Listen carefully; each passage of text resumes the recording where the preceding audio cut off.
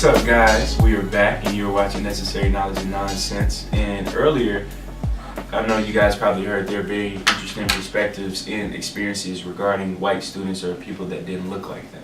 So, with that being said, how important do you think it is to experience different people, or to mainly just be around people that might not look like you? And especially in college, because you know that's the one prime time that we're actually being exposed to that.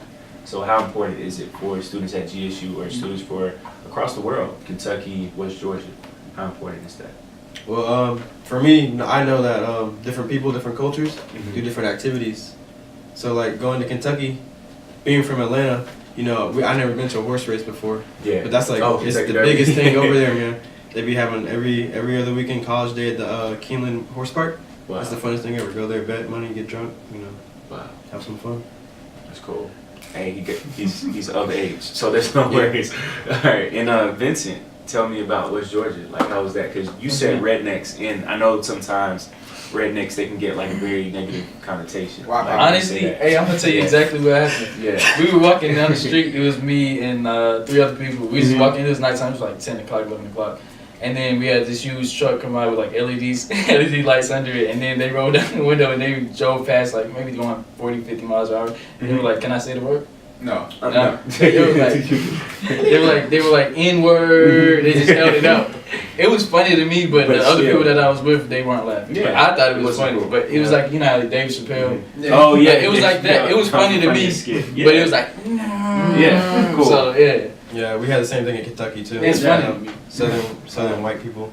Yeah. They stuck in that mindset. I don't have a problem with it. So like, how can students tolerate other students who could have opposing views? Like for instance, I know if I walked in, or Josh, or any of us, and if we had like a Malcolm X T-shirt, or I remember my phone, I had like a Malcolm X wallpaper. So even if like a student saw me turn on my phone and they saw Malcolm X, or if like the student was white, you would feel extremely uncomfortable, but not knowing the context of Malcolm X, not knowing his genius, his brilliance. But in school, you know, they taught he's very militant, he's scary, he tried to kill all white people and stuff. So, and I know vice versa, if we saw like a Confederate flag, or if we saw just something, and if they're like so pro-America to like it's heaven, black people take that as like, y'all don't know America. So how would you feel if you saw a Confederate flag too? Well, I can relate. So at Kentucky, we used to have this truck. Actually, it's still there. It had 2 Confederate flags, like big old, like double whammy, like big as this table. Yeah. He used to drive around like the food court. We had a food court in the middle. He used to drive around in a circle like all the time, like for no reason. He didn't even go to college there. He was just trying to spark something. Yeah, he was. We called the cops on him. They made him take off 1 flag because it's like that. Yeah, so it's enough. Dealing with it, I can understand sometimes why the Confederate flag is why they like it. Yeah. Well, hey, explain that. Like, it's the context they use it in. Like this man I'm talking about who drove around in a circle around the campus. You obviously know why he was driving around in circles.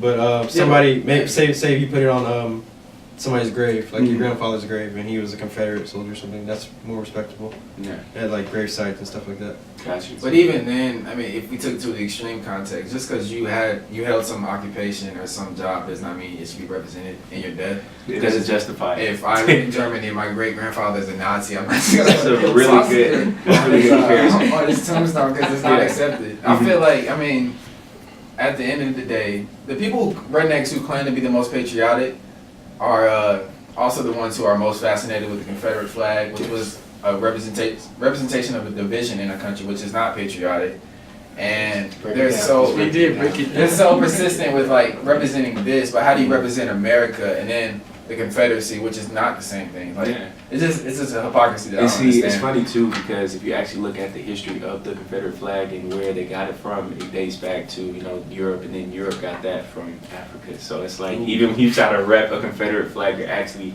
paying homage to darker people that you enslaved. So it's like breaking news. Yeah. So it's people have to understand that you can represent who you are. Like for instance, with the Malcolm X, the Confederacy, all that stuff.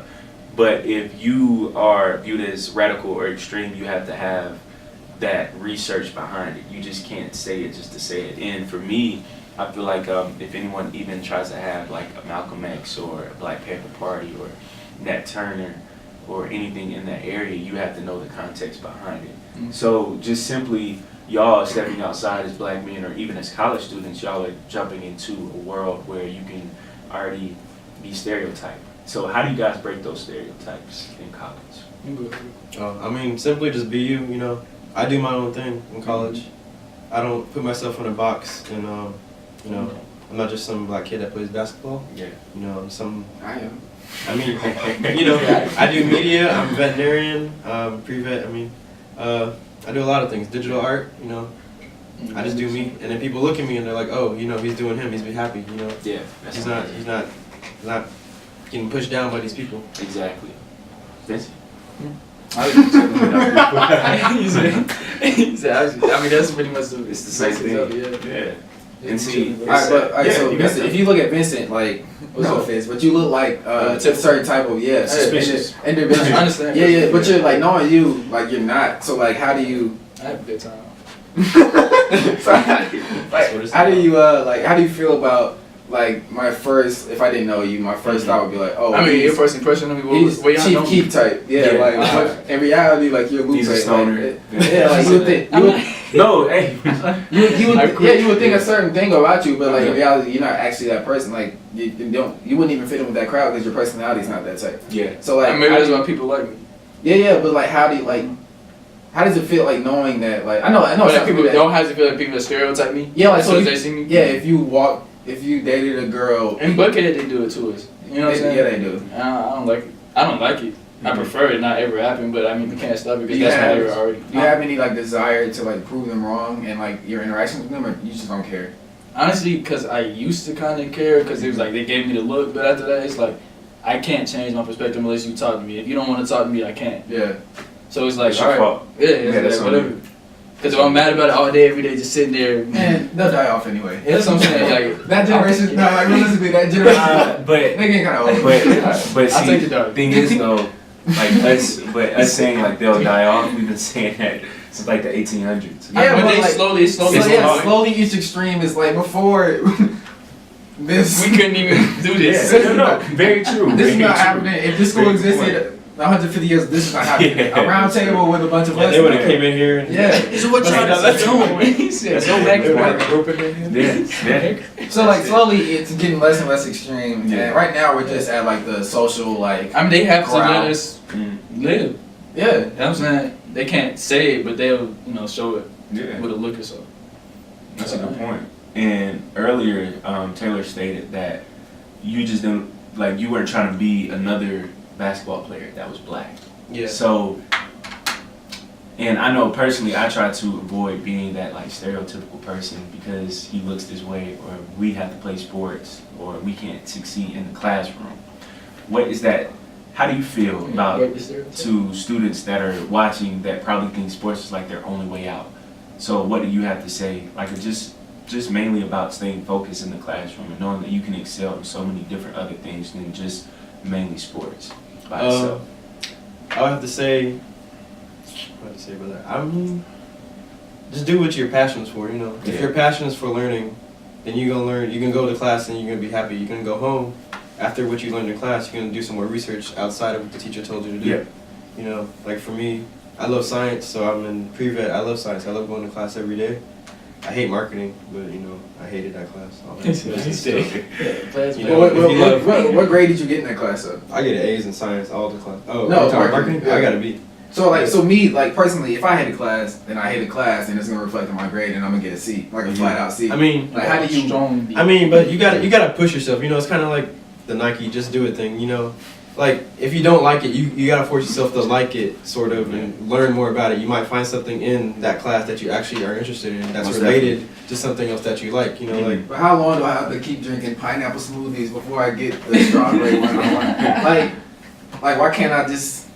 Like there's a menu in college. There's a menu of classes you can take, and I mean some of them are mandatory. But like, how long until I can like do what I want to do? I mean, I think it's the way you think about it. You gotta don't think about it as like a drink. You gotta drink down and swallow it, and think about it as like a drink that it's a new drink. You're gonna try something new. You're gonna Yeah, you open get your some mind. nutrients from it. Yeah, I feel you.